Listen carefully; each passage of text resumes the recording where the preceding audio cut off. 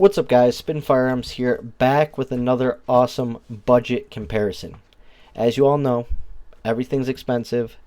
Life is the way it is. Inflation is the way it is. Shoot, my garage door just broke literally while getting home from work today. I kid you not, we're waiting for a repairman to come now.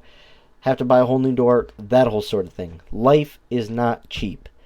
And sometimes you have a lot to pay for with kids and a family and all that. So budget options are always great. I don't care about the snobs that talk down on budget options. I don't care about the people who say, oh, you have a single stack. Well, it's like, yeah, it was $250. I just wanted something to protect myself with. So I don't really care about snobby people or trigger snobs or quality snobs or they have to carry a $2,000 custom. I don't really care about any of that. I let my shooting speak for itself. And the fact is that I can shoot $250, $300 guns pretty well, and I'm not going to carry a $6,000 gun for everyday carry. That's ridiculous. Not even $2,000. I'm sorry. That's just how I am. That's a little ridiculous. I'll stick to the, on average, the average handgun I probably carry is about $400. Honestly, being realistic, I carry a lot of Glocks, but I also carry about a lot of Smith & Wessons. That about evens it out at about $400. So I'm just honest about budget options, guys. If you have a gun on you, I don't care what it is. That's what I'm for. I don't care what brand. I don't care if you carry a SIG. If you trust it, if you like it, I'm all for it. So before we get started, hit the like button, drop a comment down below, and subscribe. Today we're going to be comparing the Stoeger STR-9 Compact, as compacts are very popular amongst people for everyday carry. And I think the Stoeger is actually a very nice pickup, as I have the subcompact as well, which is basically just a baby version of this. This is very similar to a Glock 19, whereas the subcompact is very similar to the Glock 26. And then the PSA Dagger, which has a ton of hype behind it. Awesome handgun. I actually have two of these. We're going to break it down. First off, let's talk about the Stoeger STR-9C.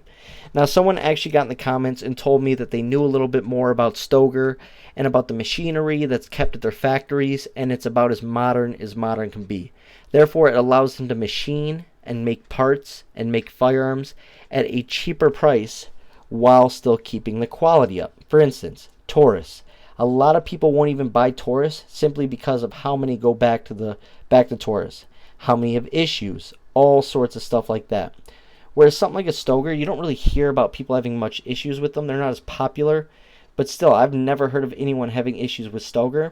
And from what I see and from what I shoot, I honestly think they're pretty good quality. Anyways, let's get into it. It takes a 13-round mag. And once again, this is the compact. And this will accept the magazines from its bigger brothers. So it will take larger magazines than just 13 rounds. Honestly, they did an amazing job with this frame. As you can see, a big, deep undercut. Locks that finger in there. Good texturing on the finger grooves. Great texturing on the back right here. It has this little spiky texturing. As you can see, it actually looks pretty cool. Feels really good in the hand. Like, you'd think it'd sort of be uncomfortable, but literally don't grip it like this. Grip it sideways, like how you would grip a Glock because of the grip angle. Go here and turn with the palm swell. And man, that feels really good on that chunk of meat right there. And yeah, this is a very ergonomic handgun. I really like this. I really like the feel of this handgun. It just feels natural. Comes with a rail. Comes with forward serrations, rear serrations. This version's not optics ready, but I think they do have an optics ready version. 3-dot metal sights. I'm not the biggest fan of the sights. They're pretty tall and just sort of funky shaped, but good sights, better than Glocks right out of the box. As you can see, pretty much a Glock clone. Takedown levers similar to a Glock, pins similar spot as a Glock, and you can change out that back strap, I believe. Actually, no, I don't think you can on this one. But anyways, continuing on, it's very ergonomic as is, feels really good in the hand, and yeah, I don't think there are back straps for this now that I think of it, but feels really good, and I would say that is the highlight of the gun. Another highlight, stainless steel guide rod and very smooth shooting. When you rack it, it is very clean. Yeah, it makes that noise. I should probably put more lubricant on this thing, but honestly, it is very smooth from the front and the rear. No drag, a very clean handgun. On top of that, the magazines look to be made really well. Made in Italy, but this is also one of the downsides to the handgun. It only comes with one mag right out of the box. And on top of that, the Stoeger mags are not very plentiful, and they're a bit hard to get. They're very hard to get for my subcompact Stoeger, which are 10 rounds. These are 13 rounds. Like I said, 13 plus 1 and 9mm.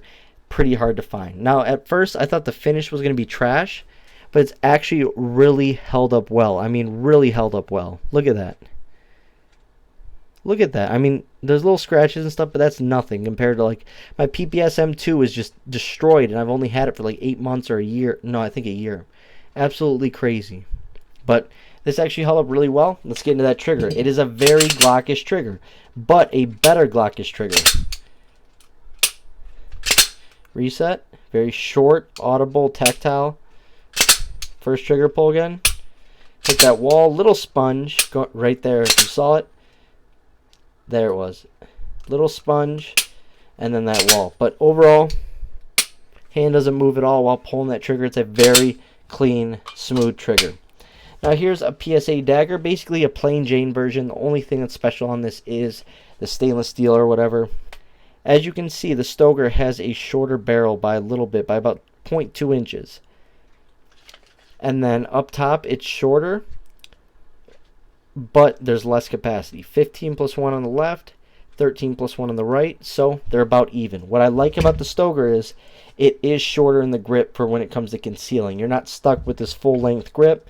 As a compact size, it's a little shorter than your average compact, so it makes for a very easy concealable handgun that's still 13 plus 1. And I think I got the Stoeger for about $250. And when it comes to function checking, like I said, everything just functions. You can drop the slide, no problem. Trigger's decent, crisp, clean. It's actually a pretty solid handgun. The Dagger. We already showed it's cleared, safety checked. As you can see, this handgun is basically a Glock 19, just redone by PSA. It's Glock 19 compatible, Gen 3 compatible. I think I paid $290 for this. Has a rail. All the functions work pretty well. The mag release is a little slow, but you can drop that slide very easily, almost without effort. Sometimes, if you launch the mag in fast enough and hard enough, you can drop that slide as well with a new round in the chamber. Comes with 3-dot metal sights. I like these better than the ones on the Stoeger. And once again, these take Glock sights. You can literally use any Glock sight picture you could ever imagine, versus these do not use Glock sights.